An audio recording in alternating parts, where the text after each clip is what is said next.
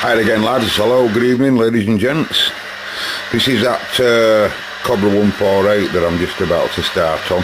I have already previously, 6 months, a year ago, I don't know when I last looked at it, but I have been there. It's me that's done this, and I've obviously been, you know, I sometimes do make quite detailed notes about different radios, you know, and then sometimes I just don't. Don't ask me why, I just don't, and this is one that I don't, or I didn't. Anyway, it's certainly got some issues. I can see why it got shelved, but we aim to get it into a working COBRA again. So today I've decided to use my Farnell, because I'm not working on receiver. I do believe that this can do some receiver tests, because if it's saying it on it there, it does actually say there, look, RF input and output transceiver, and then RF input signal generator. You know, it's hard to find paperwork on this animal, but it's dead easy to drive. That's looking at audio's output, AM and FM, and then forward relative power, and this is audio meter, and this does all of them mod meters I told you about. It's FM deviation, amplitude, and carrier power and all that, you know, and it's got a built-in dummy load. Anyway, I've already turned its I've put it in TX now, and I'll turn its RF carrier power down, because test equipment just don't need all that power, you know. So that's how much current it's drawing at power supply, and we can see its power moving up and down there. It's auto ranging, so you'll see it jump down and it'll automatically go to a scale that suits its meter. So as it gets too high, it'll jump up a scale on that bottom dot. Can you see it? As I come up, it'll just, like Marconi, it'll just auto range and then tell us the power output as I'm turning it up, you know. So it'll do nearly 6 watts when I turn it full up. And that's its frequency that it's on now, and counter can still see me easily at 0.02. So you're not giving everything, you're not giving all your test equipment a workout, you know, don't need to do. So we can clearly see there that it's on 26.566.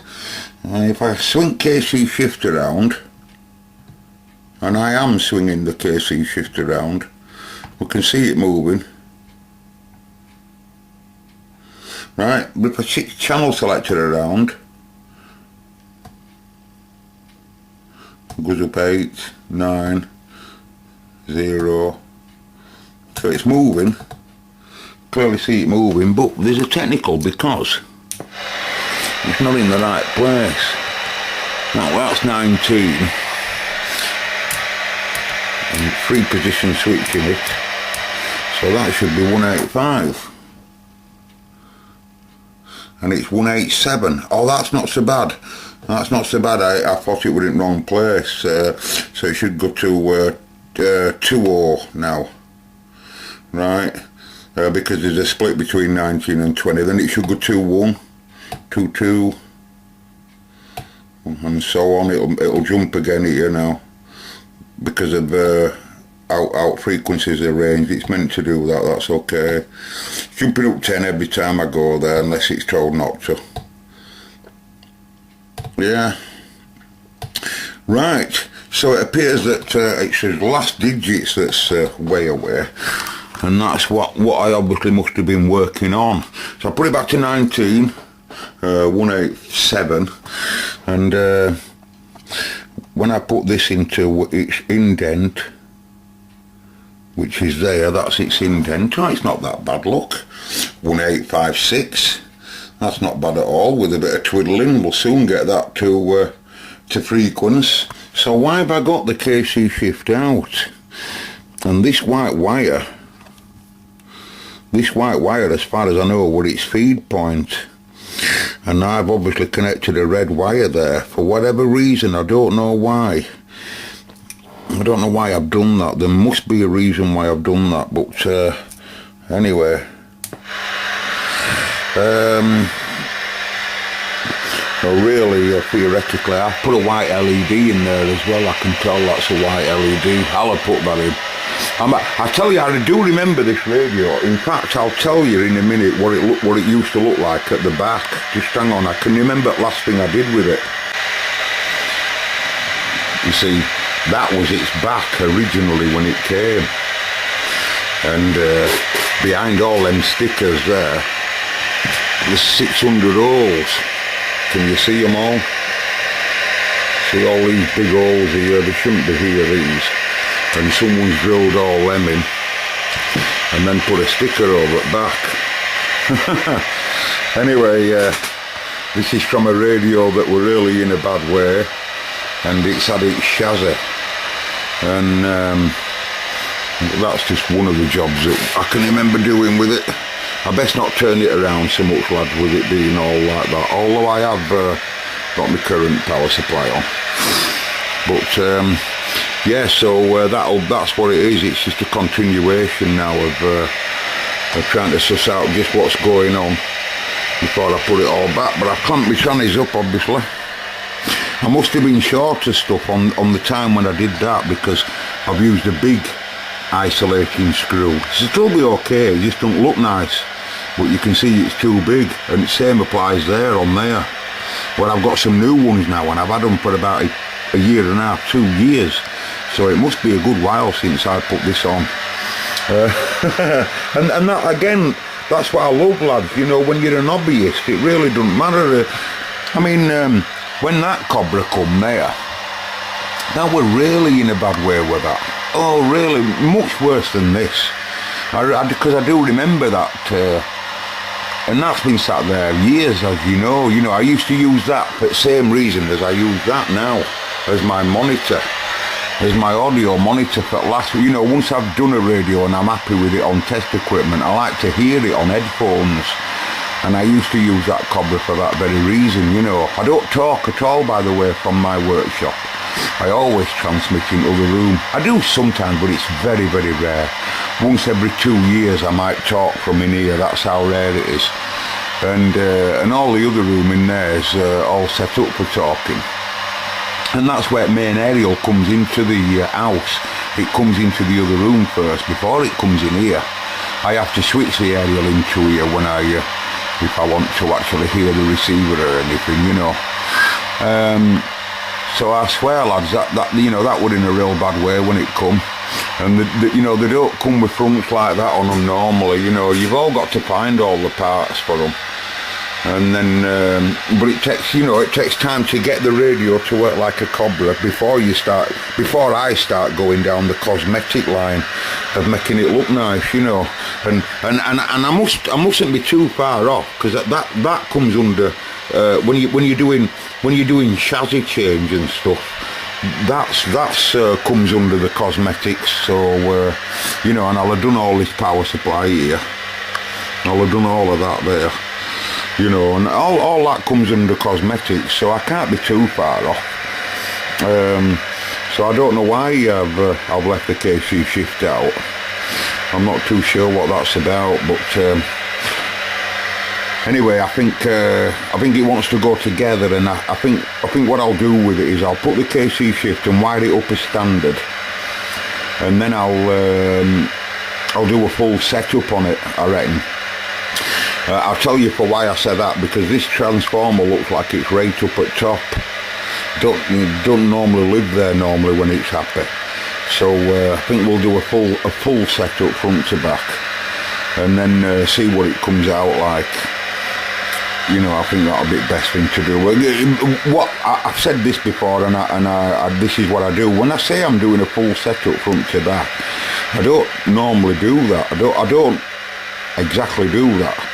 What I do is I put it on and I look over it as if I were doing a full setup, and something usually does stand out. Usually, you know, and it might tell me why that transformer's too high. Someone may put a wrong plug in it or something like that. You know, all can happen in CD repair. So that's what I'll probably do. I'll just do a front to back setup as if I were setting it up, hoping something stands out at me and reminds me what why I've got that sat there. Alright, so I'll bring it to you as soon as our engineers get it. Right lads, just trying to look at it in a bit more detail. I want you to look at this. Notice that my crocodile clip, this lead's just a BNC to crocodile clip going up to me Racal mod meter. Now you notice the red light flashing, and at the moment the meter's told not to look at audio, it's told to look at carrier level. In other words, how strong the signal is. Right, the reason why they were expensive in the day, I'm told that they were $4.5 grand type money, and the reason why is because really they've got like a radio built into them from 0 to 1300 megs, because what they have to do, they have to analyse the carrier first before they work out what's going on. Certainly in FM, that's not the case in AM, but in FM, frequency modulation, it's really a very hard thing to look at is FM deviation. So what it does, I think, how it does it, I think it looks at the overall you see, you can just put an aerial on them. You can just put an aerial on it, and it'll work out. It's, you know, as soon as you key up, it'll spend a second or two working out its carrier frequency, and then it'll work out the deviation that's on the frequency, you know. So the in-lock is basically telling us now that the system has got no RF and it can't work out anything. So we must get it to produce some RF. So, but we don't need to put loads of RF in. So all I like to do is just clamp on the insulated part of the wire, right? Then put the animal in TX. Why aren't you TXing then? Oh, because I must have turned it down. And it's on other scale. It's on other scale. Why don't you jump back to there? You should be on lower scale. How do you get it to go on low scale? Oh, that's stupid, isn't it? 0.1. It's stupid, is that? That's pathetic. If it's auto scaling, it should go right down to the lowest one. If it's on nearly no, now it should drop right down to the lowest, allowing us what the small percentage is. Anyway, so I always turn carrier down and then start coming up. So I look at my meters now in what they call level mode, because it's looking at the level of carrier. And I keep turning it up until my light goes out. And it goes out there at about 2, right? There's no point in putting any more in. It can work it out perfectly from the 2. Then I switch to FM, and it's in 10. Why is it jumping up and down? Jumping up and down all over the place there. Wonder whether I need a bit more carrier on it. Let's just give it a bit more carrier. So according to that, that's 1 watt. 1 watt of RF on 185.6. Not much more carrier. Oh, you might want an earth on it, if I remember rightly. I think he likes an earth, but it doesn't matter anyway. It just needed a bit more RF. So I'm in FM now, and it's saying I'm doing about 3 point something K, right? Because I'm on black line, you see, on top, right? So we're looking at 2 to 3, just 3 and a bit, maybe K. So what do you say? He says 3.2 K is in FM, you see, right? So he's saying 3.2. You see, it's very important when you bring a new piece of test equipment in that it marries up to your other equipment. When Marconi come, I tell you, I did extensive test, because what I was doing when Marconi come is testing my equipment outside of the Marconi. I want testing the Marconi because he's got self-calibration built into him. So I wasn't testing him at all. I was testing this lot that I've used for years. I'll show you what I mean. Marconi, are you working? Help. self-test. Yes, run a self-test. Do everything, and then give me a report at the end of it and tell me whether you're happy. We want to know. Oh, start test, all test, yeah, test everything. Now, because the Marconi's got so much equipment built into it, counters and millivolt meters and all the rest of it. Let me just stop this fella transmitting. Right, because he's got all them lot built into him. He can run a computer program and allow itself to do a test on itself, and you'll actually hear it going through its process. And it does about several tests on each one of them paragraphs. So it'll do a load of tests, and then it'll see the results. And if the results don't match what's in its memory, it knows something's wrong. Are you with me? And as you can see, pass. And that's how you know if something were wrong with it, you know. Thank you, Marconi, for that test. But when it comes to stuff like this, they don't, as far as I know, have that ability. It may have, but it might have, you know, I don't know. I haven't really used this, you see, at all. I got this actually thinking for other room. You know, because it's a really handy piece of kit, you know. It's a nice big counter on it with plenty of digits, and anyway, at least we know as deviation's working good there. 3.2. Let's just set it directly to 3.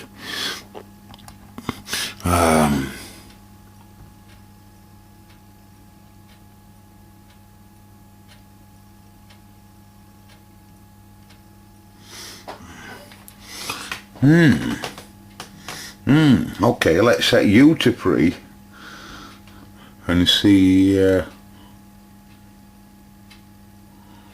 what we get on the other scale there. Well, I don't believe that this rack alley's out at all. I do not. But it's very, very, very, very. I mean, that you can see where the you can see where 3 is there. You know. If you were to send a radio out by saying it's at 4.5K, because that's about right deviation, right deviation would be about there, right?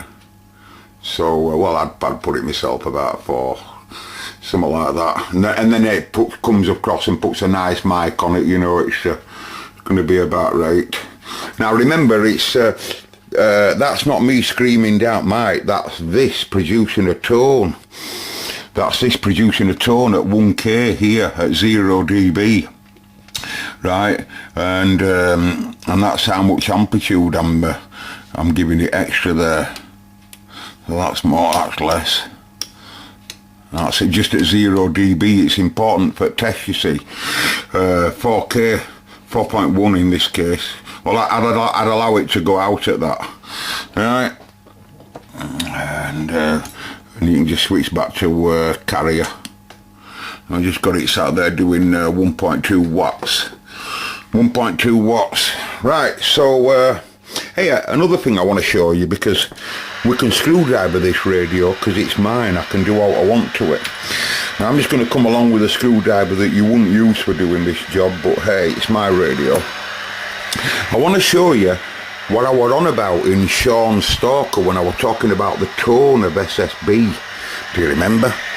On video 429. Well, if I put this radio into any... Oh, shut up. If I put this radio into upper or lower, so lower now, and I come along to its carrier balance. Now I want you to listen. Listen.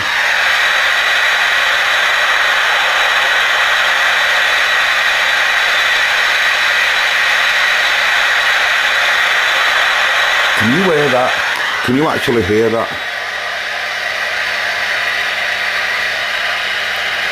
And what I am there, I'm on lower sideband mode, so I'm on lower sideband carrier offset.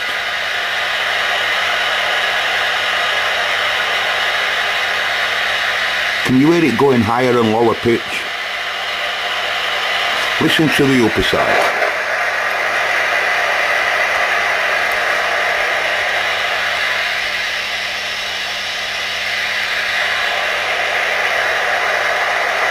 Can you hear that?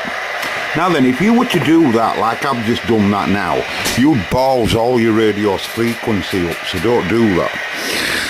Right? But because we've already decided we're going to do a front to back. Now then, so what I did there, what you heard me do there, is move all the pitch of what part of the audio will be derived off and into AF stages, if you like. What part of it, where it will actually derive its audio off. And in doing so, you're hearing all its pitch change from high and low. Now, that's moving your carrier frequency.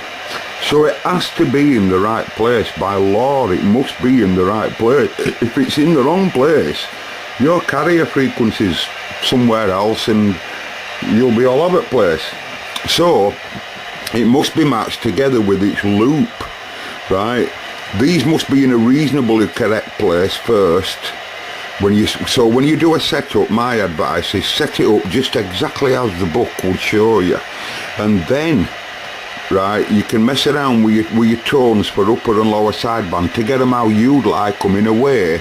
Remember, this does TX as well as receive audio, so you can put more body in your audio in SSB, or make yourself really thin and tinny and crap, and that makes a great difference when it comes to shouting a foreigner at the other side of the world. Some radios that's got right bassy audio don't tend to do right well on long distance because of the audio frequency is so deep and low. It just don't seem to cut through the mustard. Very bassy audio. I'm on about in a traffic of crowd when there's 1,000 people on the same channel and you're shouting DX with your big nice bassy audio.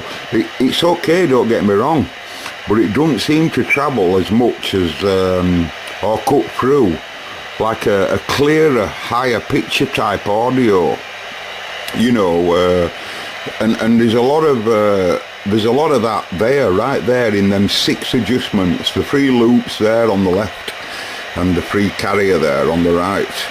You can eliminate 2 of them because AM and FM isn't required. The AM and FM's right closest here for loop, and this one here for carrier. So you've only got them 2 there really, and them 2 here really.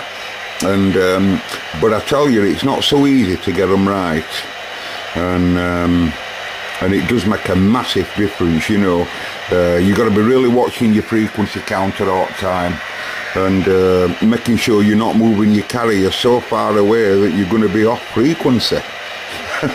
Everything's got to land back at 12 o'clock, you see, on your KC. Should we call this another video, lads? I'll give you a small look at this radio. We haven't looked at its receiver, have we? But it will be working, I'll bet you. It looks like I was working on transmitter last year anyway. So normally when I'm doing KC shift problems, unless it's something serious, I mean, we can clearly see there that why aren't I transmitting again? Have I turned it down? Oh, I've unplugged it, you carrot head, I've unplugged it.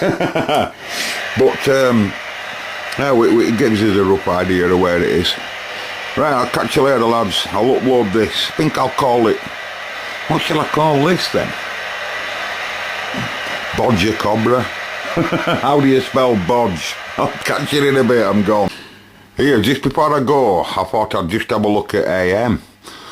And have a look at AM meter on that, and I said to myself, that can't be right, there must be something wrong there. I'll leave it how it was. Right, I'll switch me I'll switch my Racal out for this, if you don't mind. I put it in the TX and I looked at mod meter and I went, 160%? It should be no more than 100, folks. It should be about 90, really, to be nice. It's on full scale, it's on ice scale up here. And it says 170%. I said to myself, 170%? That can't be right. Racal, I know you're accurate, Racal. could you just have a little sniff for us and tell us, you know, what you say? No, no, no, no, no, no, no, no, no, no. Q5, take 6, action. Oh, Q5, take 6, action. Yeah, I think it's producing just a little bit too much AM, don't you? Right, now I'll leave you. Aye. It's got some issues as this old timer.